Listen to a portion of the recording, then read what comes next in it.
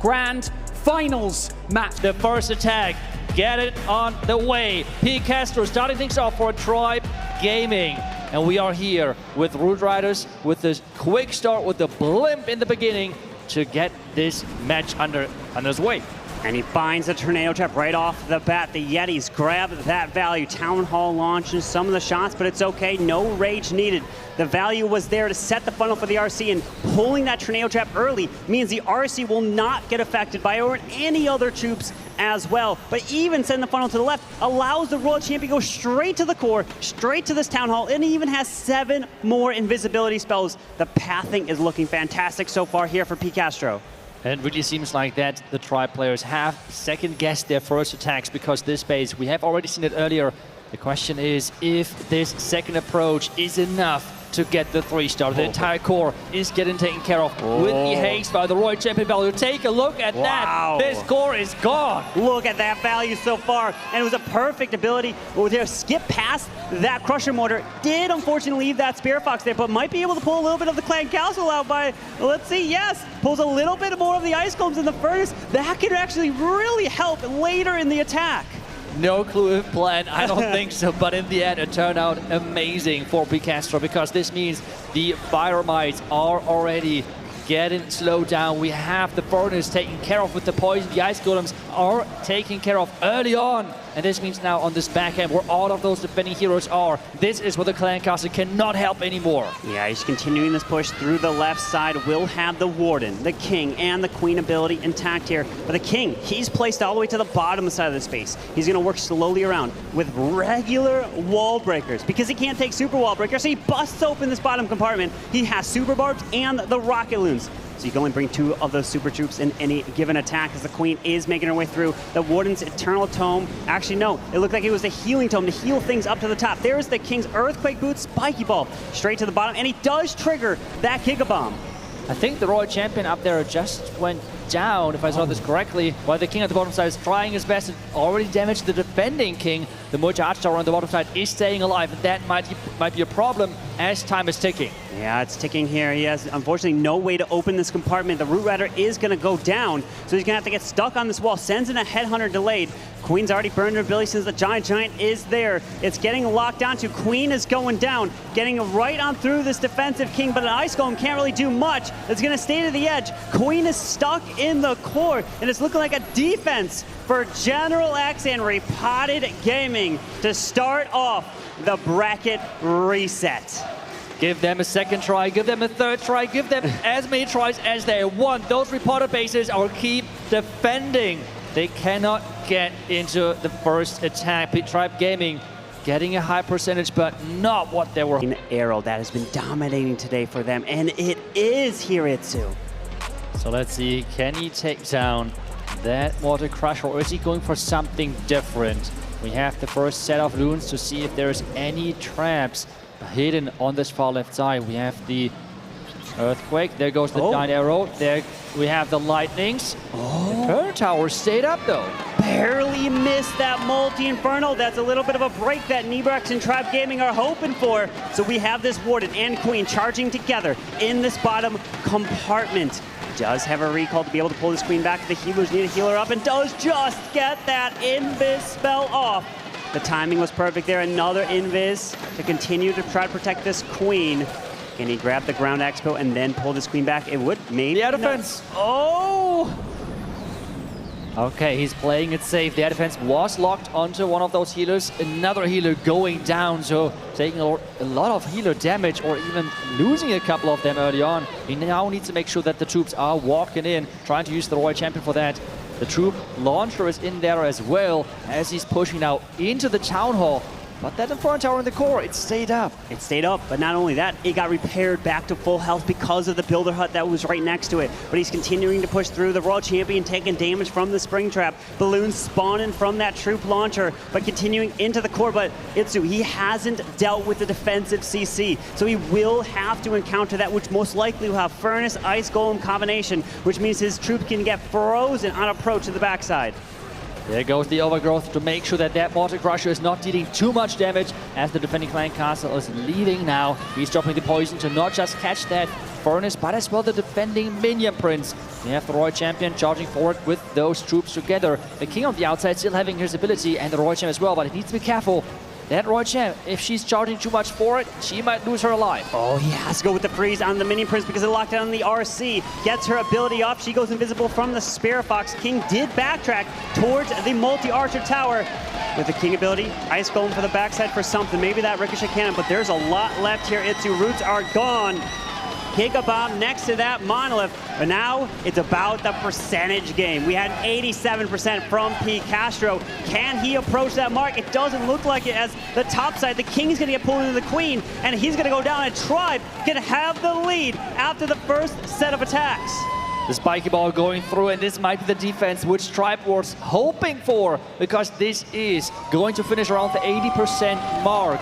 They might have the lead early on in this match, but it's just next. Is he going to bring his dragons again into the mix? And yes, indeed, we see the dragons. No bonus this time around, no shenanigans. Instead, just the Royal Champion charged with 12 invisibility spells and quite some rocket dunes to make sure that that Royal Champ is going into the direction he wants her to go.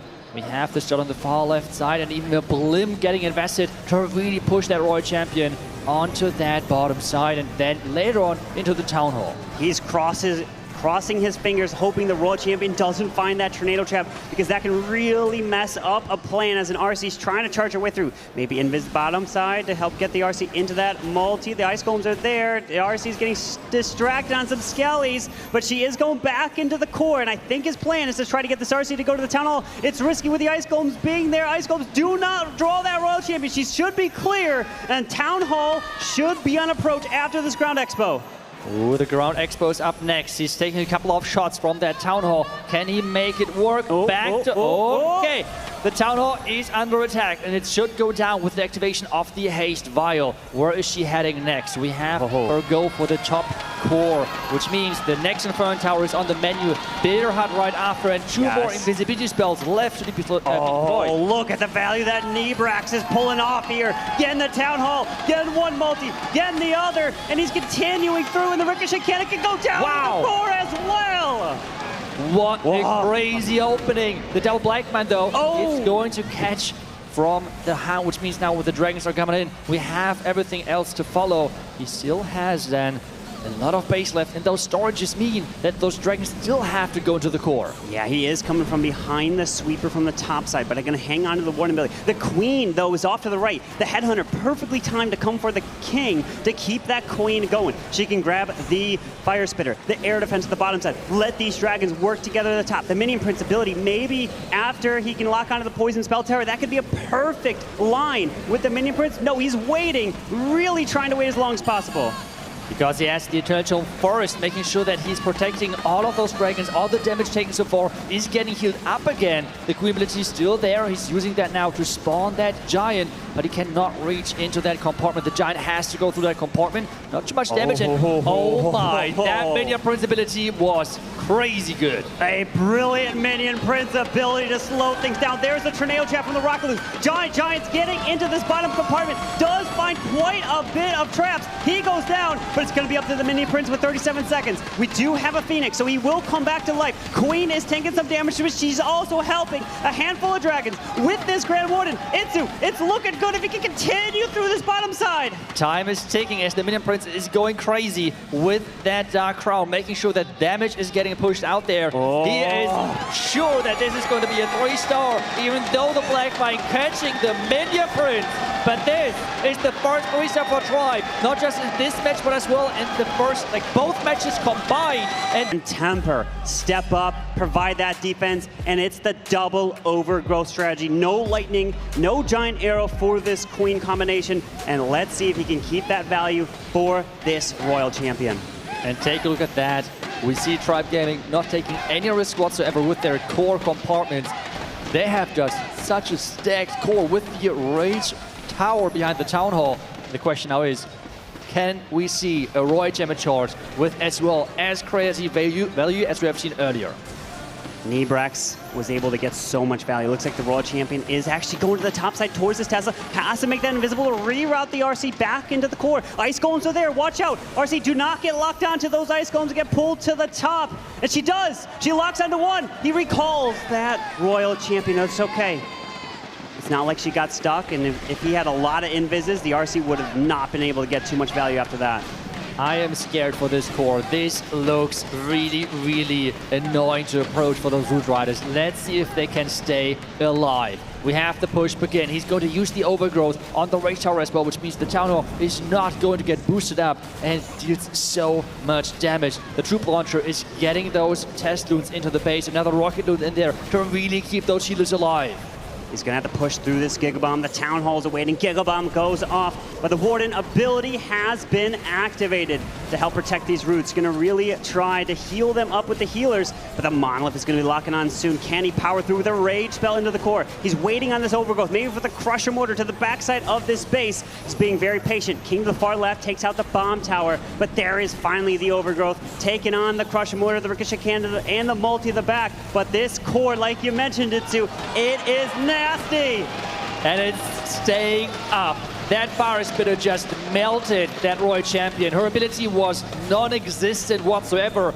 And this core is just staying up. And the bad news is the Mortar Crusher is coming back. It's not even down, which means this back end is really hard to overcome. 2 hero abilities to somehow save the day, or at least some percentage points. And that's the benefit of coming from the upper bracket. You have a second life. You are telling Repotted Gaming, prove it. You have to take us down 2 times in a row to defeat us for the World Championship. But look at what he's doing. He's still bringing the percentage up slowly. Every single building matters here. He's racking it up, getting close to a 90%. The King should be able to grab a few more, maybe to the outside. That Ricochet Cannon might be a little annoying. Okay, the Queen's behind the wall, so he won't get much after that. 80 in the war. Last time he did bring a 9 healer attack. Oh, he is bringing a 9 healer attack. This, I talked to him about this strategy, and he says that he's practiced this a lot, and it's all about getting... Okay, he got him. Oh, good. I'm just getting pretty excited. I was not sure if he really got the fireball in there. Keep going. Okay, I was just saying that he was practicing this. It's all about that Warden. If you lose the Warden, the attack is over. But it's all about multitasking. Warden goes up top. Queen goes to the left. You want to pull that Queen back. And look at these Rocket Loons. A brilliant invis to snipe the Expo. And the Flame Flinger can now work through the bottom side of the space. And my friends, this attack could possibly be a 1-star because the Town Hall tends to be one of the last things to go down. It is so much risk involved in this one. We have the Flame Flinger, they're working at this bottom side. The strongest siege, if you can set it up, and this looks really, really nice from Kronos. The question is, when is he going to recall that Queen, and how is the follow-up looking like? Because this is just multitasking on another level. The Queen slowing down because he's using that Frozen Arrow. Oh, that Frozen Arrow is clutch. Pulls that Queen back with the recall and the healers. And this Warden is slowly pushing through. Watch out. Hopefully there's not Rocket Loons. He does have double poison, so he can drop 1 poison right away and another one closer to the Warden just in case to deal with a Furnace and Rocket Loon combination. Be careful as we have the Queen redeployed to the right side. We have the... Actually, no, that's the King and the Queen together over there as the King's trying to get into that compartment. The enemy Queen is onto his Queen. Watch out. She doesn't have the lock on. He has to go invisible. Keeps his Queen alive. The multitasking is just going crazy. He has the Warden on the top left, King and Queen on the far right. At the bottom side, the Flame Flinger. We cannot even zoom that much out of the attack that we could even see everything because so much going on. And he still has the Royal Champion now jumping in as well from the bottom side to tank and take down this Expo so the Flame Flinger can even continue with the value. This is what I'm talking about. You're leaving the Town Hall for the end. And luckily, the Royal Champion does lock onto the Town Hall. So it's at least going to secure the 2nd star. The Warden is still going. He needs to keep moving to the top side. Look at everything converging together. 2 freezes, 3 Rocket Loons. Maybe send the Rocket Loons to the left. Yes, one's going over there to Tesla. The Flame Flinger is actually still there. Hasn't opened yet. Maybe freeze the defensive mini points where the Queen's coming. Perfect freeze right there. What is this attack? Kronos is showing us how it's done. Wow. The Warden still alive. The Queen saved with the freeze. The Royal Champion coming in as well to get that 3-star. This man is built different. getting Tribe even further ahead. And even in his sleep. Let's see if he can do it here with a Warden Fireball. I'm assuming it's with the Fireball here. We got the Angry Jelly on him. Let's take a look. There it is, indeed. We have the Fireball with 2 Earthquakes to use. He knows this is do or die for Repotted Gaming, the final match of the competition. And the balloon right away, pulling a Seeking Air Mine, pulling a second Seeking Air Mine. This area could essentially be trapped here. The question is, how many more traps are there? Do we see even more? And I mean, okay, this was more likely. Oh, wait a second. This was more like a Root Rider approach where you try to take down the first couple of loons and such to really have those healers hitting those red bombs. But this right now, this Fireball has to hit. It has to get the value. Otherwise, this is a really tough call for Repotted. He's got no poison, which means he's going to have to try to go for what? The Town Hall? And then double Earthquake, the Clan Castle, or maybe around the multi. He is doing a deep Warden charge. Invis, Mortar, Invis up top. Fireball, it goes to the multi. It does hit the Clan Castle. He takes out the Crusher Mortar as well. He gets the value he's looking for to set up the rest of his hit. Really great Fireball right there to get that value. Now even taking down the further behind Expo to make sure that he can set up that Flame Flinger. It is quite late, but still it can get the value as long as it's isolated and it can work on its own. Very nice start for Einstein. He knows he can leave the Town Hall for the end just because he's got to risk it for the 3-star as the Flame Flinger continues through the left untouched, perfectly safe over there. And the Warden is about to step into range of that Gigabomb. Ricochet Cannon's there, so you have to be careful with the damage of the multi-archer tower as well. Keep your eye on that, as he does now also send the King and Queen to the bottom. Time will be a factor, so you have to move everything from the base, every side of this base at the same time, so you can convert into the cores. The King is walking through the bottom with his ability, and he decides to use the Skelly spell to distract that Monolith.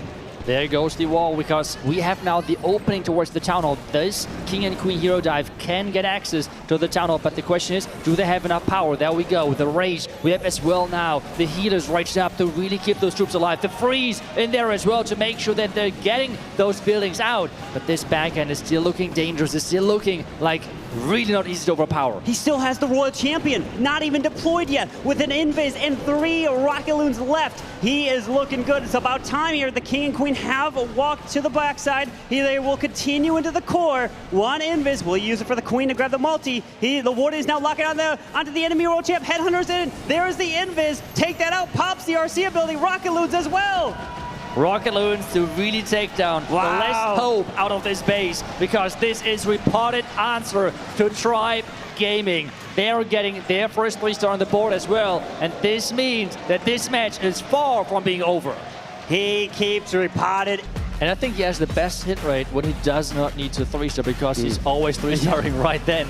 So let's find out what Rick Heroes is going to do for his team, as we have a couple of those Rocket Loons damaging those outside Wizard Towers. Now the Royal Champion exactly at the 50-second mark. This is important to get those timings in for those invisibility spells. And he's going right into this Poison Tower compartment. And keep your eye on any traps, including that Tornado Trap. He is trying to get the value with this RC one by one, deploying those invises. She's going to the bottom side, uses another one she can path into the core, and yes, indeed, she's going exactly there. Another invis, Earthquake. She's going to be able to grab the Town Hall. Another invis, and he's continuing. Yes, the Spirit Fox took some damage, but the Town Hall going down, plus everything else, is fantastic so far.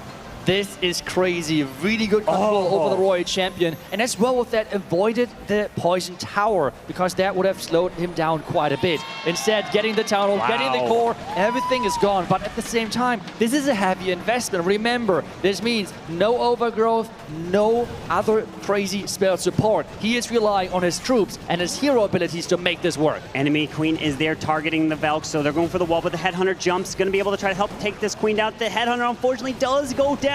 So the archers are trying to take the enemy Queen down over the wall. The archers do secure her. So at least any distraction up there is gone. So his Queen and the Roots are continuing through this bottom side one by one. The King also deployed to the bottom. Warden's going to hang on to his ability as long as possible, probably trying to use it when he approaches that Crusher Mortar to the middle of the space. This is going to be the crucial moment when he's going, and if he's going to take down the Mortar Crusher, the Tornado Trap is going to delay things even further. The freeze was really nice to really push into that power of the base. When is the Warden popping? There it is. There we go. The internal ability is getting used. He has to get quick access towards that Mortar Crusher. Otherwise, things might go down. He turned that Minion Prince invisible, and it's going to deal a lot of damage. Yeah, it's doing a lot. The Crusher Mortar needs to go down with these roots assisting. The Queen and King still have their abilities. The Queen can pop hers soon, so the Giant can get out in front. But look, the top side, there are some open compartments up there, so the King can walk his way in and out of there with no wall breakers left. The roots need to move through. The defensive King is there. Drops a minion to the top side to help with cleanup.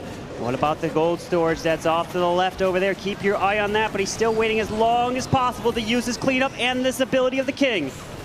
With the Queen ability, making sure that he can get through that compartment a little quicker. The Giant has gotten that wall open. The King, as I said, can leave and enter into the base. Giant bombs on the outside, but that spiky ball has to get him the 3-star. And there we go, going through. Queen is there, Queen close, Warden, and this is again the answer from Tribe Gaming.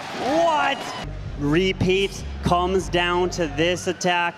If it doesn't triple, it is pretty much out the window. This must 3-star here for Repotted Gaming. Yeti off to the right. The Hog Rider, nice touch to jump out in front to test for any Teslas to protect that Flame Flinger. He does even pull the poison and takes out that enemy Queen with the distraction of the Yeti.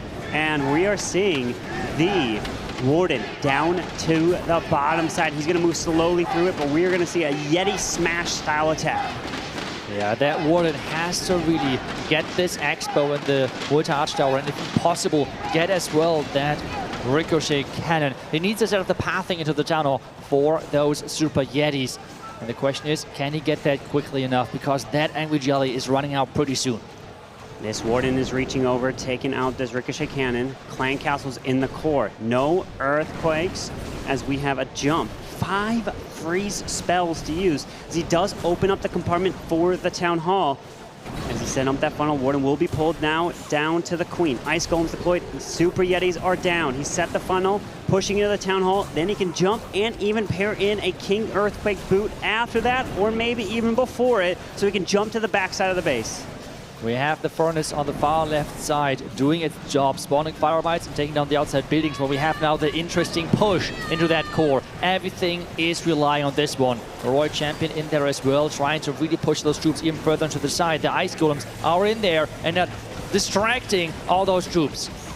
Yeah, with this push into the middle, there's the King's Earthquake Boots trying to continue through, but he can't really reach that Crusher Mortar unless the Queen has to reach over the wall, but he's going to get stuck on the wall. Enemy Royal Champion takes out his Ice Golem, so freezes up. Headhunter joins his RC. The Flame Flinger is still there. They're converging into the top side. The defensive Minion Prince is hitting, but the Warden ability is still there. Just goes off perfectly to continue this push to the top side. And as all of this is going on, the Flame Finger is still working. General X is feeling it. There's another freeze coming in. And with those defenses going down one by one, we see just only troops left in this attack because this Giant is not going down anymore. And there is plenty of time left. General X has done it again. He has kept his team in this competition. That 3-star was clutch. Can the closers of Repotted Gaming hold off and make the Gaming could win? That's assuming it's a 2-star, of course, right? So let's see what Temper can do. No pressure, my friend, with double overgrowths. An Angry Jelly on the Warden. Is it a fireball? I don't think so. It's probably just a Warden charge and then move into the roots as the Warden is down. A couple red air bombs to start. Do not lose this Warden here, Temper. With owning Expo on the Warden, he should be fine for now. But there's always the time pressure when you're using the Angry Jelly, because remember, it is going to lose the effect after a few seconds. Well, the Fire Spitter is gone. Can he get that Expo as well? Yeah, that Expo will be nice value as he's setting this up with 4 Rocket Loons, 4 Root Riders, the double overgrowth to be able to be used as he slowly will make his way around the base. But once his Expo goes down, you can start with the roots at the bottom. A Tesla does pop here. Does he try to grab that? He's going to get stuck on these buildings here. But there's the Queen, should pull the Warden, and indeed she does. Ice Golem is down. We have a Blimp as well selected so far here, Itzu. And he somehow needs to make sure that maybe that blacksmith building is going down, because the queen might get stuck on the hero hall and is then going to go to the left side because the other troops are keep moving forward. So let's keep an eye on that archer queen. Where is she going after that hero hall? No, she's staying with the troops, and that was super crucial. Nice blimp there so that town hall does not hit the healers. Takes it down, also pulls out the clan council, poisons it up in the core. Remember, 83% is the mark to tie. 84% is a war victory, and Tribe will be crowned the champions. He continues through with the king to the left. Snakes are jumping, finding quite a bit of traps, but there is a delayed ice hound pulling the poison and freezing this top section up. But this archer queen, he is forcing her into the direction of the root riders with a really, really smart deployed invisibility spell. Now it's all about this back end. The queen, though, turning around. There are many defenses. The Warden might go down. Uh-oh, the queen's going the wrong way. She's going to the bottom. Is this a chance for Repotted Gaming? There's the overgrowth onto the monolith. To stop hitting it because he wants this rage gem of the Warden. He's slowly moving through, but the queen will have her ability, so she can actually stay to the edge, help grab percent over there. He's going to have to push through the top side into that Gigabomb. Couple back and rocket looms for this multi to try to keep that Warden alive. Oh no, the queen might go through the wall, and this will be really, really painful for her. No, instead, she's going around the outside, and that's exactly where he needs her, because this means that she might get some more percentage points. The king at the top side already went down, but the percentage points are just missing. He's just closing in on the 70% mark. Is the door open for Repotted Gaming? Member 83 is the tie. If Philip triples, they could win on the final attack. The queen's still going, racking up every single building. Remember, that is why every building matters. 75, Giants going through. Splash will kill these skellies. Multi-arch tower goes down. 77, just a few buildings down, but the real queen's gone. And the queen clone is gone as well. 77 seconds. Rocket loons are swarming in. Oh no. 79. He needed 84% to clutch this victory. But in the end, it will be maybe 80%. 80%. Final attack of the Clash of Clans World Championship in 2025 comes down to Philip and Repotted Gaming with a giant arrow and lightning spells. Good luck to Philip. But this base looks for sure interesting with the Rage Tower behind that Town Hall, which is not as common. So how does this work? Let's find out as he's setting up that giant arrow. The lightnings are in. Does he hit the giant arrow? And yes, the core is gone. The question is, can the base still defend? This opening was successful already so many times, but does it work again? How are his hands just not shaking so much? He's focused, he's dialed in here as the queen and Warden charging to the top side. Notice he does have that recall spell to pull the queen and the Warden back from the top side. But time, that's the one thing. If it's a 99% 2, Tribe will be the winners. It's gotta be the 3 or nothing. Everything is in now, which means that queen at the top side trying to somehow take even more value out. Getting recalled now, but the ricochet cannon being the first target for the root riders.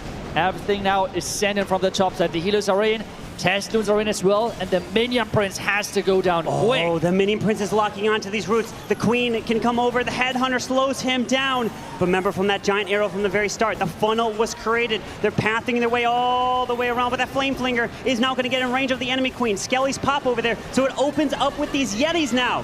Oh, this means as well that the archer queen is not going to take care of those Yetis. The Skellies were defending. Another spring trap popping up. Can this queen defend herself? We have the Eternal... No, wait, the Healing Tome activated. The King Spiky Ball activated early, and the Rage Tower staying there. Oh, he's still going. The Rage Spell Tower has not been activated. The King is gone from the bottom. You usually want to keep that King alive to get at the value towards the backside. Royal Champion still has her ability with the Skelly, a freeze, but Itsu, there's only a minute left in the hit.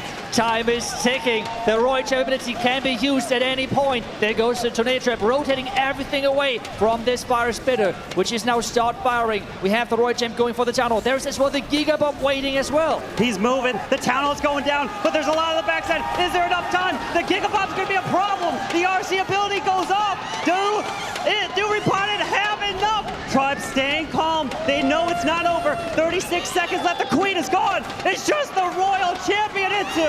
A Royal Champion in a dream, and the Fire Spitter is the dream for Tribe Gaming for the first World Championship, because this is not going to work, and Philip is not going to get this 3-star.